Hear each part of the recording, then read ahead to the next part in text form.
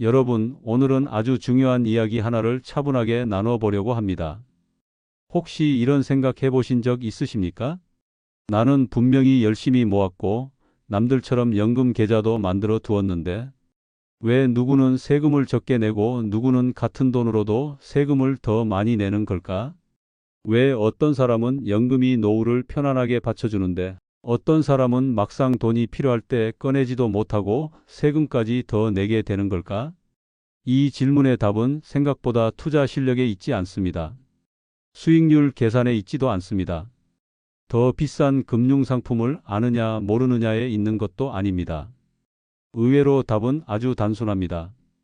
돈을 어디에 넣느냐보다 어떤 성격의 돈을 어떤 계좌에 나누어 담아 두느냐에 있습니다. 같은 물도 냉장고에 넣으면 차갑게 보관되고 주전자에 담으면 끓일 준비가 되고 화병에 담으면 인테리어가 되듯이 같은 돈이라도 어떤 계좌에 들어가 있느냐에 따라 역할이 완전히 달라집니다. 그런데 많은 분들이 이 부분을 놓치고 계십니다. 연금저축 하나, 개인형 퇴직연금 하나 만들고 거기에 돈을 넣으면 다 같은 줄 아시는 경우가 많습니다. 은행이나 증권사에서 가입할 때는 열심히 설명을 들었는데 막상 집에 돌아와서는 결국 이렇게 생각하게 되지요. 그냥 연금이니까 오래 넣어두면 되는 것 아닌가? 어차피 나중에 받으면 되는 것 아닌가? 바로 그 지점에서 차이가 벌어집니다.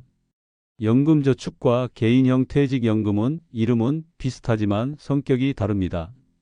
그리고 이 성격 차이를 모르고 한 군데에만 몰아넣어두면 나중에 세금, 인출, 투자, 퇴직금 관리에서 생각보다 큰 불편을 겪게 됩니다.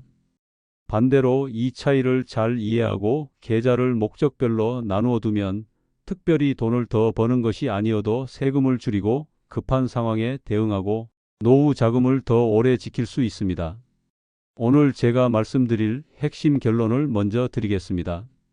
연금저축과 개인형 퇴직연금은 그냥 두 개의 계좌가 아닙니다. 실제로는 네 개의 바구니처럼 생각하셔야 합니다. 세액공제를 받기 위한 연금저축, 세액공제를 받지 않고 유연하게 활용할 연금저축, 추가 세액공제를 위한 개인형 퇴직연금, 그리고 퇴직금을 따로 관리할 개인형 퇴직연금. 이 네 가지 역할을 분리해 두는 순간 연금은 막연한 장기 저축이 아니라 세금을 조절하고 현금 흐름을 관리하는 살아있는 도구가 됩니다.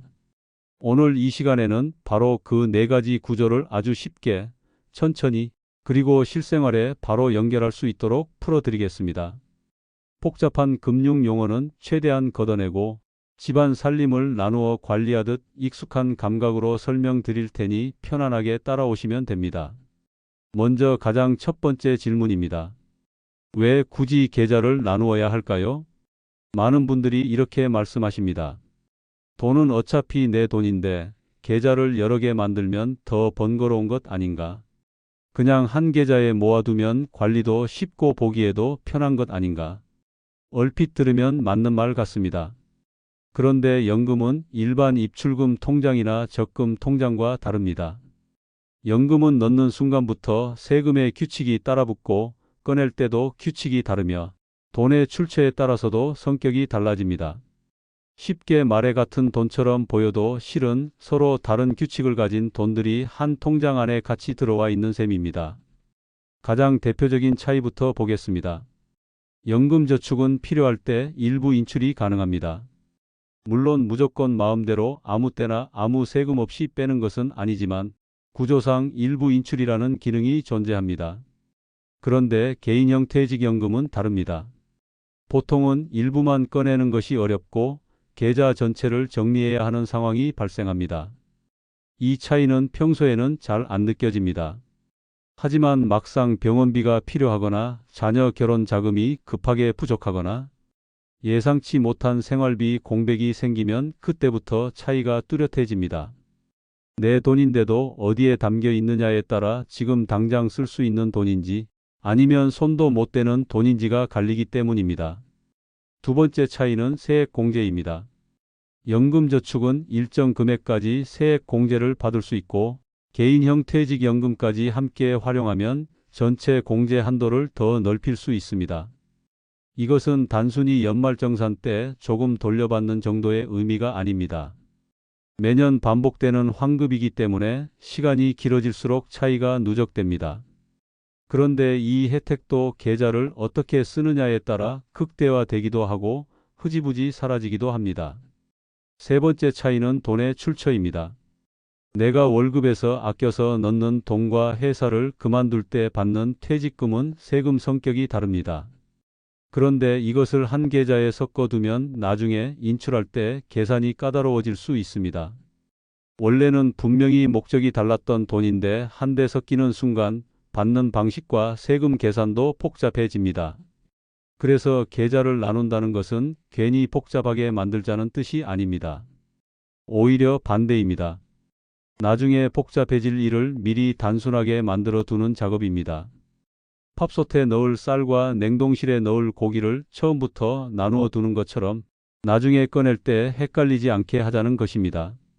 이제부터는 이 네 개의 바구니를 하나씩 자세히 말씀드리겠습니다. 첫 번째 바구니는 세액 공제를 받기 위한 연금저축 계좌입니다. 이 계좌는 성격이 아주 분명합니다. 지금 당장 세금을 줄이는 역할을 하면서 동시에 노후를 위한 핵심 씨앗을 만드는 계좌입니다. 말하자면 오늘의 세금과 내일의 생활비를 동시에 챙기는 계좌라고 보시면 됩니다. 많은 분들이 연금저축을 처음 시작하는 이유가 바로 여기에 있습니다. 연말정산에서 돌려받는 금액이 눈에 보이기 때문입니다. 1년 동안 일정 금액을 납입하면 그에 대한 세액 공제를 받을 수 있고 소득 구간에 따라 환급 규모가 달라집니다. 쉽게 말씀드리면 같은 600만 원을 넣더라도 어떤 분은 환급이 더 크고 어떤 분은 조금 작을 수 있지만 어쨌든 그냥 통장에 넣어두는 것보다 세금 혜택이 생기는 구조입니다.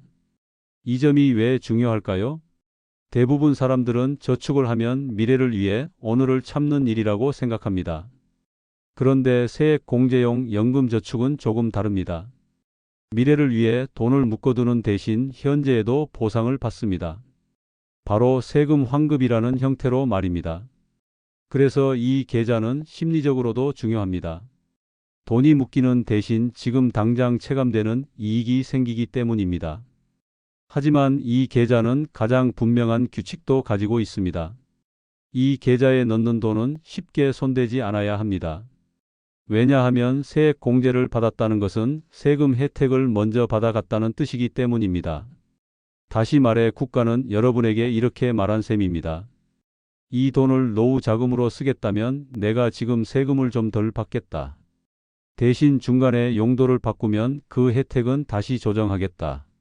그래서 이 계좌에 넣은 돈을 중간에 꺼내면 세금상 불이익이 생길 수 있습니다. 이 부분을 감정적으로 이해하면 훨씬 쉽습니다.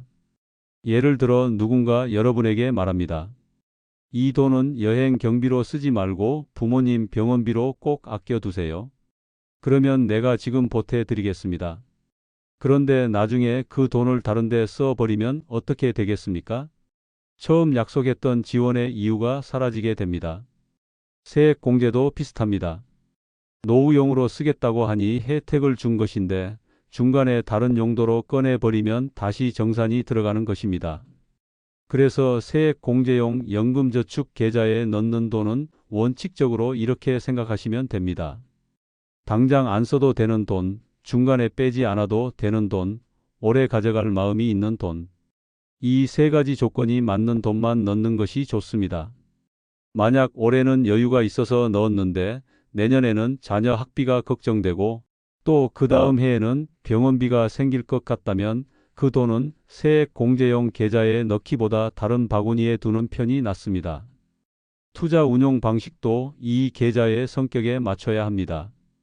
많은 분들이 세액 공제 혜택을 받는 것만 생각하고 안에 담긴 상품은 크게 신경 쓰지 않으십니다. 그런데 계좌를 만들었다고 끝이 아닙니다. 그 안에서 어떤 상품으로 운용하느냐도 중요합니다. 이 돈은 노후의 뼈대가 되는 자금이기 때문에 지나치게 공격적으로 운용하는 것은 조심할 필요가 있습니다. 물론 사람마다 성향이 다르고 시장 상황도 늘 변합니다. 그렇지만 큰 원칙은 분명합니다. 이 계좌는 한번 흔들리면 심리적으로 손을 대고 싶어지는 계좌가 되어서는 안 됩니다. 너무 등락이 큰 자산으로만 구성해 두면 시장이 조금만 흔들려도 불안해서 중도 해지 유혹을 받기 쉽습니다.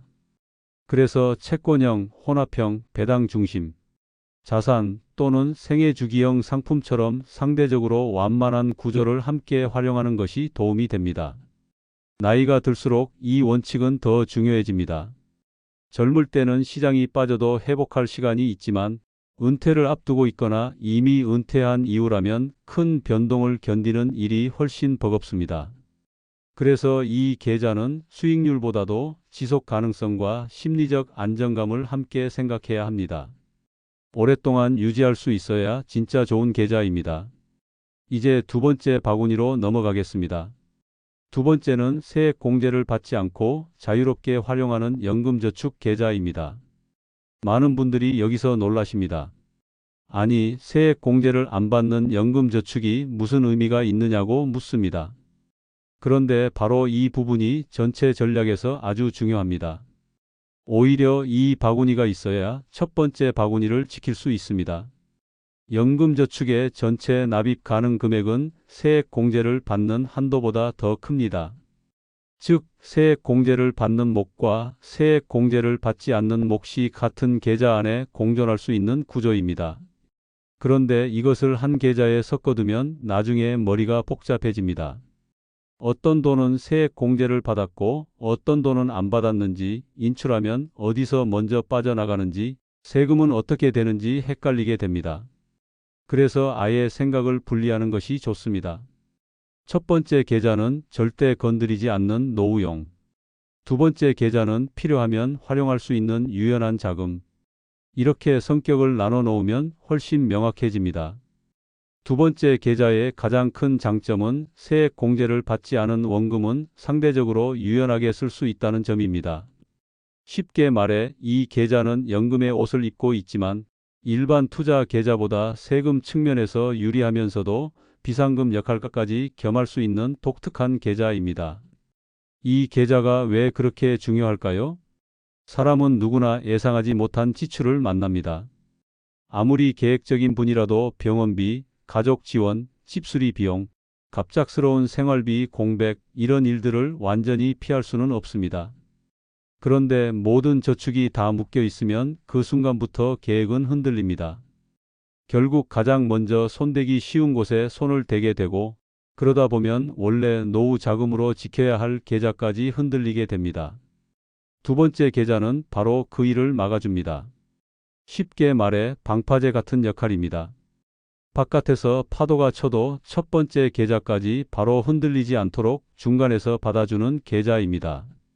그래서 세액 공제를 받지 않는다고 해서 덜 중요한 계좌가 아닙니다.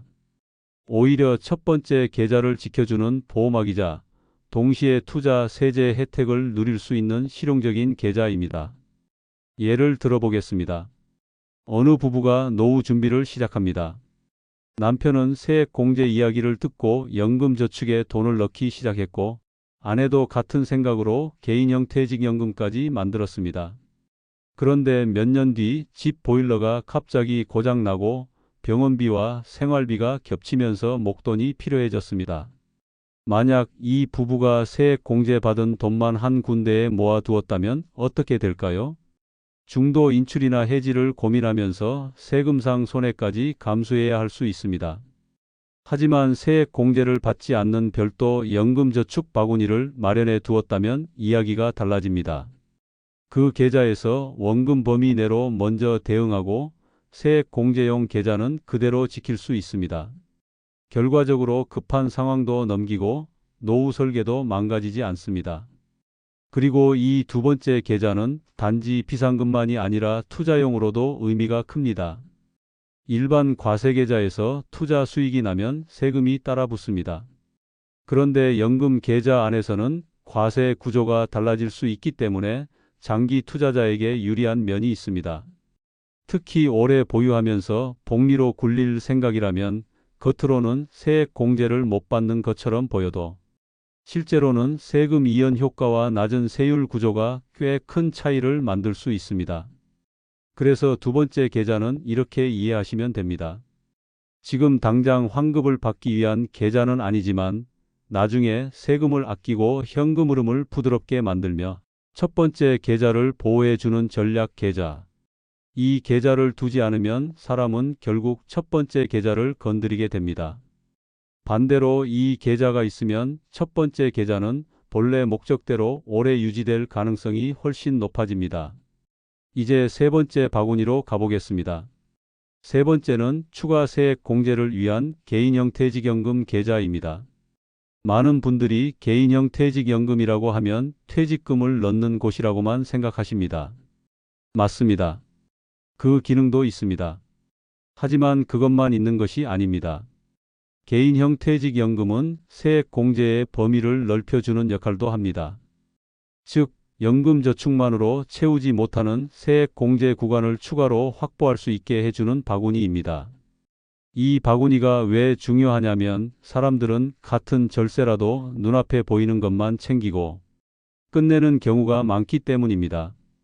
연금 저축에 일정 금액을 넣고 환급을 받으면 왠지 할 일을 다 한 것처럼 느껴집니다.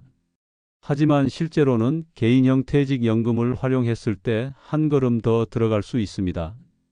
매년 조금씩 더 환급받는 구조를 만들어 두면 시간이 지날수록 차이가 커집니다. 다만 여기에는 중요한 판단이 필요합니다. 세 번째 계좌는 세액 공제를 더 받기에는 좋지만 유연성은 첫 번째와 두 번째보다 떨어집니다.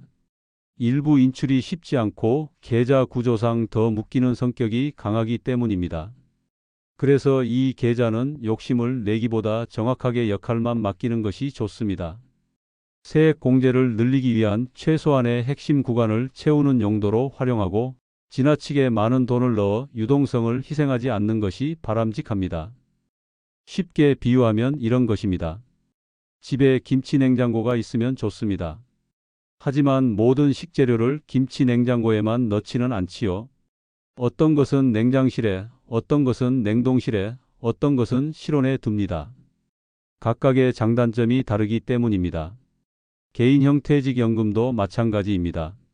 세액 공제 효과는 좋지만 꺼내 쓰기 어렵기 때문에 그 성격에 맞는 만큼만 넣는 지혜가 필요합니다.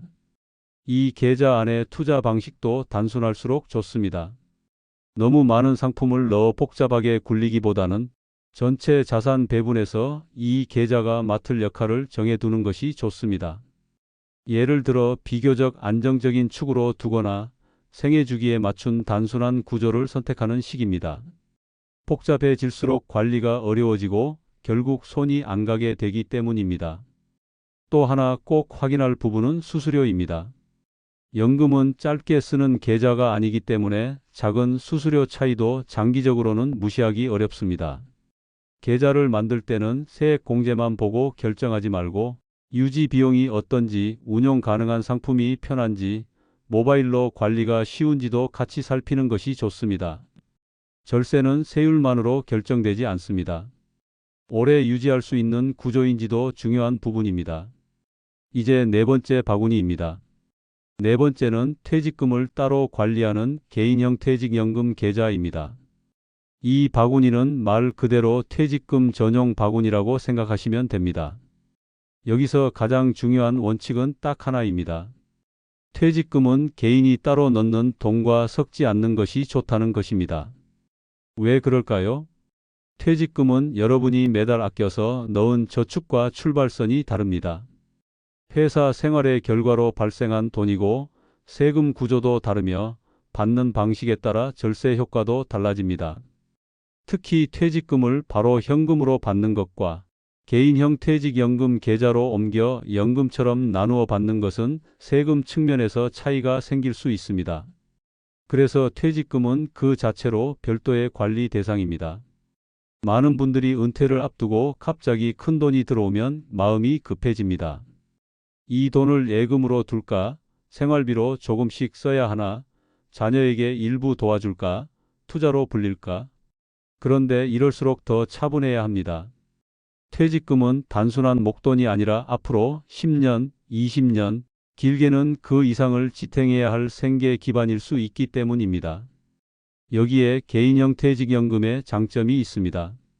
퇴직금을 계좌로 옮겨두면 한 번에 다 써버리는 실수를 줄일 수 있고, 연금 형태로 수령할 때 세금 측면에서도 유리한 구조를 활용할 수 있습니다. 물론 세부 세율이나 적용 방식은 개인 상황에 따라 다르지만, 큰 틀에서는 퇴직금을 별도 계좌로 관리하는 것 자체가 장기적으로 유리한 경우가 많습니다. 또한 퇴직금 전용 계좌를 별도로 만들어 두면 선택지가 생깁니다. 예를 들어 직장을 옮긴 경험이 여러 번 있는 분이라면 퇴직금이 들어올 때마다 각각의 성격을 나누어 관리할 수 있습니다. 나중에 어느 시점에 자금이 필요해지면 모든 자산을 한 번에 흔들지 않고 필요한 부분만 결정할 수 있는 여지가 생깁니다. 하나의 항아리에 다 담아두면 뚜껑을 열 때마다 전체가 노출되지만, 여러 개의 항아리로 나누어 두면 필요한 것만 열 수 있는 것과 같습니다. 이제 여기까지 4가지 바구니를 말씀드렸습니다. 첫 번째는 세액 공제를 위한 연금저축. 두 번째는 유연성과 비상금 역할을 겸하는 연금저축. 세 번째는 추가 세액 공제를 위한 개인형 퇴직연금. 네 번째는 퇴직금을 따로 담는 개인형 퇴직연금. 이 구조를 머릿속에 그려놓고 나면 이제 많은 분들이 궁금해하십니다. 그럼 실제로 돈이 있을 때는 어떻게 나누면 되느냐? 자, 이제 실제 사례를 하나 상상해 보겠습니다. 은퇴를 앞둔 어떤 분이 있습니다.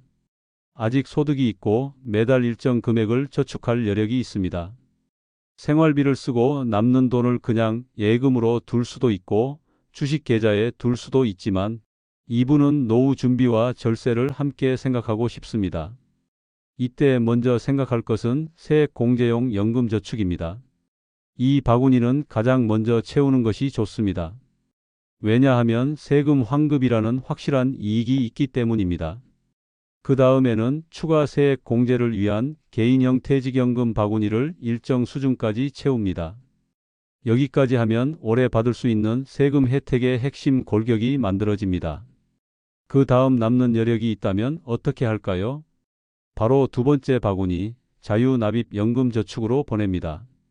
이렇게 하면 그 돈은 당장 세액 공제를 받는 것은 아니지만 나중에 비상시 활용 가능성을 남겨두면서도 연금 계좌 안의 투자 혜택 구조를 활용할 수 있습니다.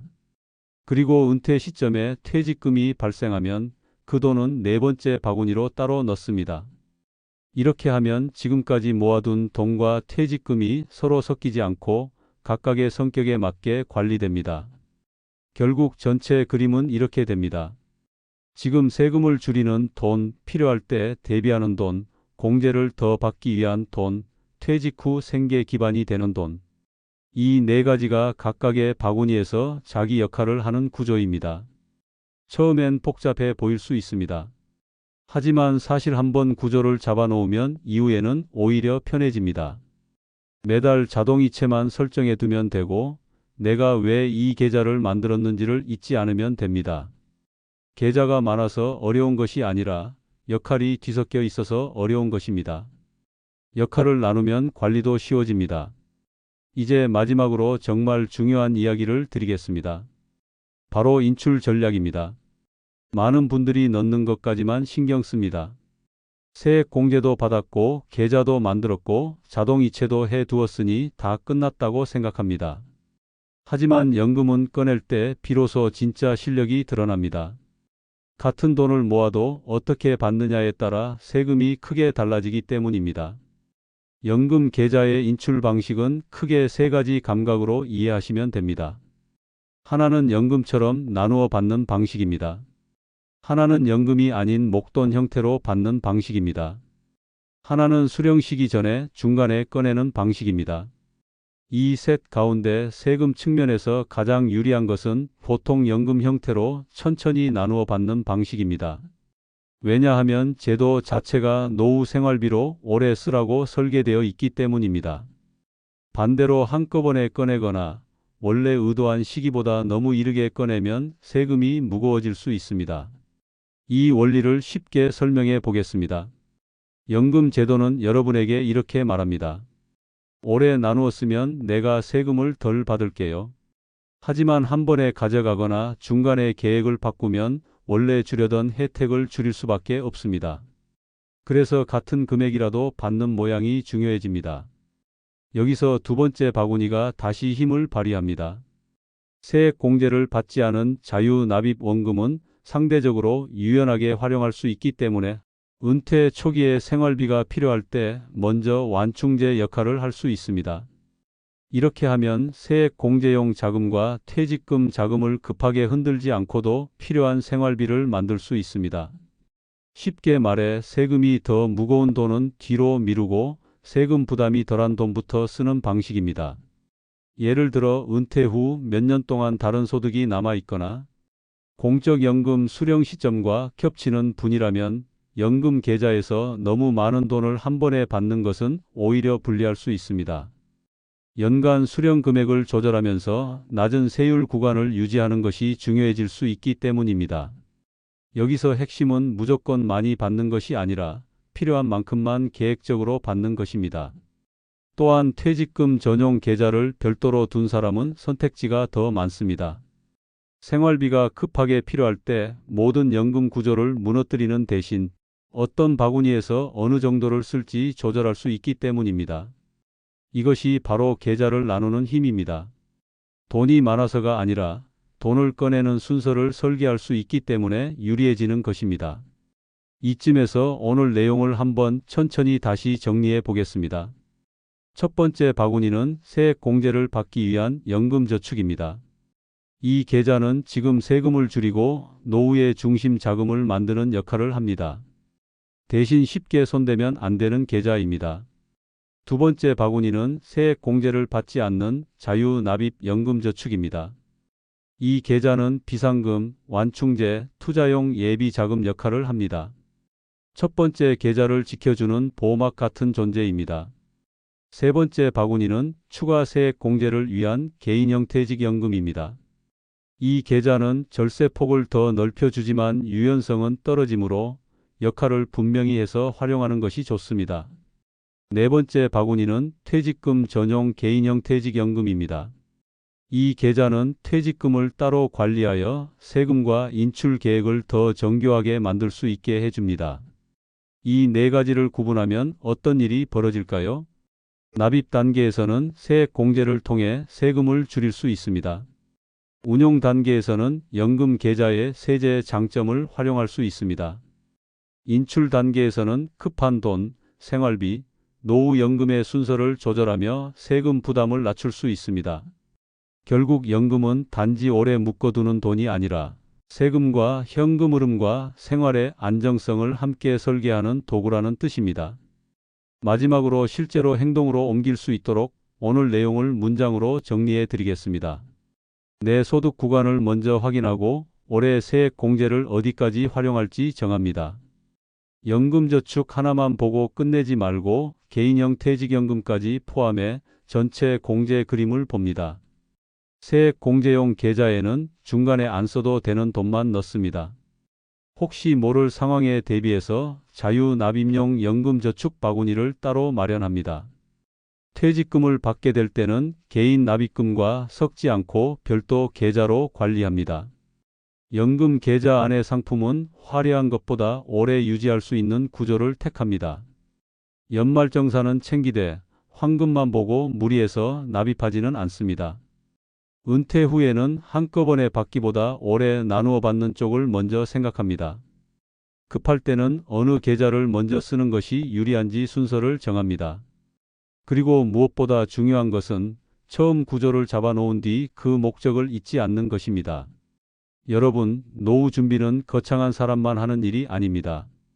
큰 돈이 있어야만 가능한 일도 아닙니다. 오히려 중요한 것은 돈의 크기보다 질서입니다.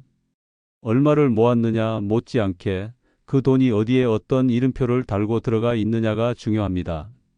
지금 연금저축과 개인형 퇴직연금이 이미 있으신 분이라면 오늘 꼭 한번 점검해 보시기 바랍니다. 나는 이 계좌를 왜 만들었는가? 세액공제용인지, 비상금 겸용인지, 추가공제용인지, 퇴직금용인지 그 역할이 선명한지 먼저 보셔야 합니다. 역할이 흐릿하면 나중에 돈이 필요할 때 실수할 가능성이 커집니다. 아직 시작하지 않으신 분이라면 너무 겁먹지 않으셔도 됩니다. 처음부터 완벽하게 할 필요는 없습니다. 중요한 것은 첫 번째 바구니를 이해하고 두 번째 바구니의 필요성을 알고 세 번째와 네 번째 바구니의 역할을 미리 준비하는 것입니다. 작은 금액이라도 구조를 제대로 잡아놓으면 시간이 여러분 편이 됩니다. 돈은 쌓는 것보다 지키는 것이 더 어렵고 지키는 것보다 잘 꺼내 쓰는 것이 더 어렵습니다. 연금은 바로 그 세 단계를 모두 연결하는 제도입니다. 그래서 오늘의 작은 이해가 앞으로의 10년, 20년을 바꿀 수 있습니다. 지금까지 들으시면서 혹시 이런 생각이 드셨을 수도 있습니다. 나는 이미 늦은 것 아닐까? 이제 와서 바꾼다고 얼마나 달라질까? 하지만 그렇지 않습니다. 계좌를 새로 많이 만드는 것보다 먼저 해야 할 일은 내 돈의 성격을 다시 분류해 보는 것입니다. 그 작업만으로도 절반은 시작한 셈입니다. 오늘 이 이야기가 여러분께 막연한 불안을 줄이는 데 도움이 되었으면 좋겠습니다. 연금은 어렵고 딱딱한 제도가 아니라 조금만 구조를 알면 내 삶을 훨씬 편안하게 만들어주는 생활 도구가 될 수 있습니다.